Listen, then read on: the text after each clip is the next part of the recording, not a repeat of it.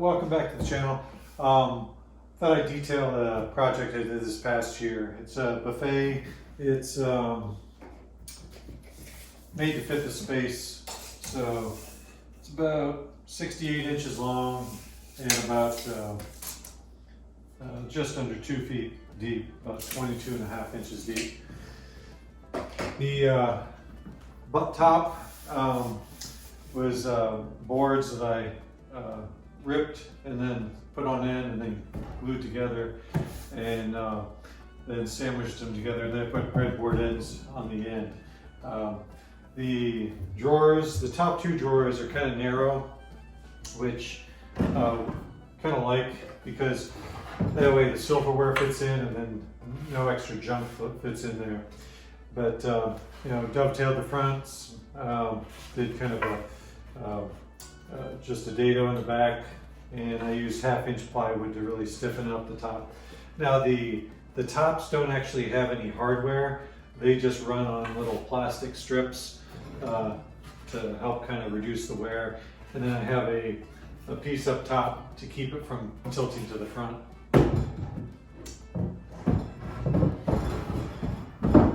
And the center drawers are all soft close with the undermount hardware, which I really like because it's a little more forgiving. So I got the hardware here, and those sit right underneath, and they're really nice so that way you don't have to get it exactly perfect. And I have the adjustment clips on the front, so I can adjust it side to side. Since these are inset drawers, it just makes it a little bit more tougher to get them exactly how you want it. With that adjustment, it makes it nice to move them back and forth after you're done. And then the doors on the sides, I use the European hinges to hide them, and they're soft close as well. And I also have a couple rubber stops there that are adjustable as well. On the inside, I have a shelf, and I have pinholes so I can adjust it to wherever I want, which makes it kind of nice. Now the top,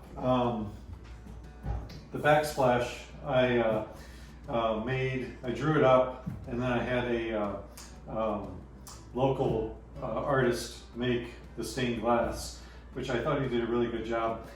I drew it out. My wife picked out the colors, and so I made it. Now this is actually nice because it has the bolt from the bottom to hold it in place, and I have a T-nut that keeps it from moving back and forth. And then the sides are actually, they're mortise and tenon, but I have a screw going through, so there's not actually glue holding these two together. It's just that screw that's helping to hold it together, with a finish washer on the side. But yeah, he did a nice job with the glass. I thought he really did a good job. So he helped with the colors as well. But I'll show the pictures and show how I made it in the following little short video. Thanks for watching.